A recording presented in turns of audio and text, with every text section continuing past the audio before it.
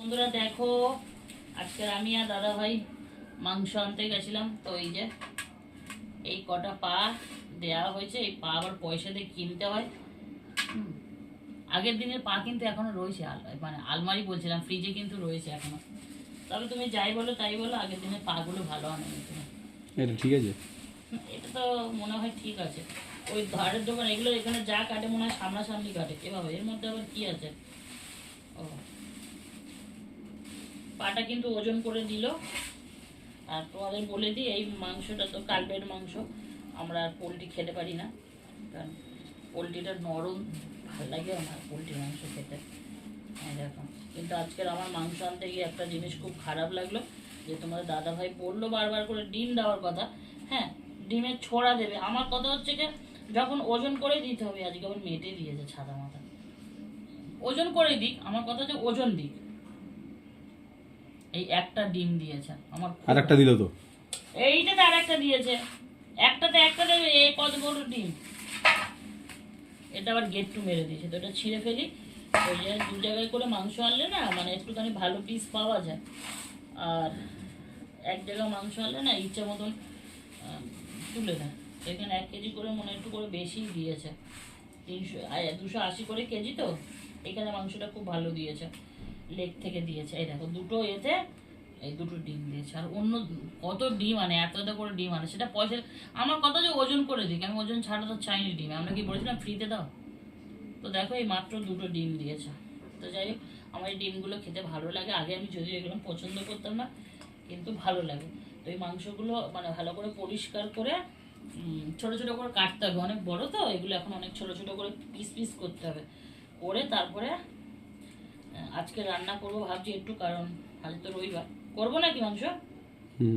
আজকে মাংস রান্না করবো। অন্যদিন মেটে আনে না, আজকে দেখি মেটে দিয়েছে। এই মাংস একদিন গিলে আর মেটে চেয়ে, মানে এর সাথে চেয়ে নিয়ে আসবে, তো গিলে অবশ্যই থাকবে, তো নিয়ে আসবে, দেখবো কেমন খেতে। এর গিলে কখনো খায়নি।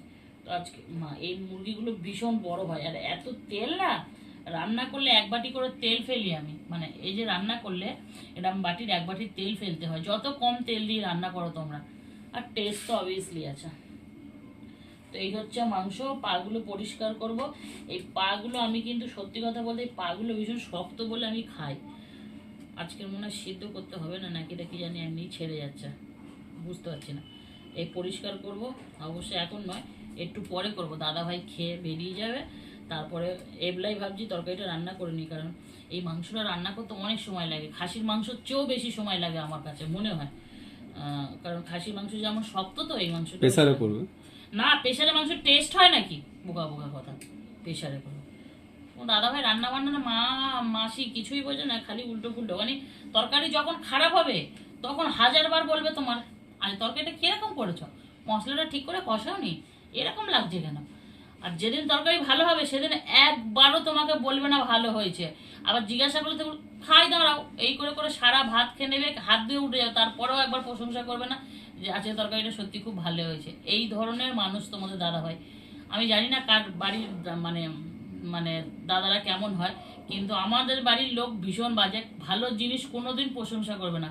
হ্যাঁ, যেদিন তুমি খারাপ একটু রান্না করবে, যেদিন দেখো ধরো না তরকারি টেস্ট হয়নি, একটু হয়তো সামান্য কিছু, যে সেদিন তোমার 1000বার টানা দেবে যে এই ওই ভালো হয়নি। তো যাই হোক, অনেক দিন হয়ে গেছে আমরা যদিও মাংস খাইনি, মানে খেয়েছি প্রায় 10-12 দিন 15 দিনের মতন হয়ে গেছে। সপ্তাহে তো 2 দিন মাংস হয় আমাদের বাড়িতে নাকি। আজ একদিন রান্না করবো, আজকে ধরো রান্না করবো, আজকেরও হয়ে যাবে, কালকেরও হয়ে যাবে, 2জন মানুষ তো। আর অনেক দিন, প্রায় 12-13 দিন মতন মনে মাংস খাওয়া হয়নি আমাদের, কি 15 দিন হবে এরকম। তো আজকে রান্না করি, আজকে শুধু মাংস করব, আর দাদা ভাইয়ের জন্য পেঁপে সিদ্ধ করব, উচ্ছে সিদ্ধ করব, আর মাংস রান্না করব। একটু আলু দিয়ে করব, আলুটা একটু ভাপিয়ে ফেলে দেবো। দাদা ভাইয়ের যেহেতু ডায়াবেটিস আছে, একটু ভাপিয়ে ফেলে দিয়ে একটু আলু দেবো দাদা ভাইকে। আর মাংসতে একটুখানি আলু না দিলেও ভালো লাগে না, তাই না? পোলট্রিতে এমনি করো ঠিক আছে, এই মাংসতে একটু আলু দিলে আমার কিন্তু ভীষণ ভালো লাগে। তো চলো বন্ধুরা, এই মাংসটা আনিয়েছিলাম বললে, মানে আজকে নিজে গেলাম বলে তাই তোমাদের দেখালাম। আর এই ডিমটার জন্য আমার মনটা খুব খারাপ হয়ে গেল, ভীষণ খারাপ হয়ে গেল।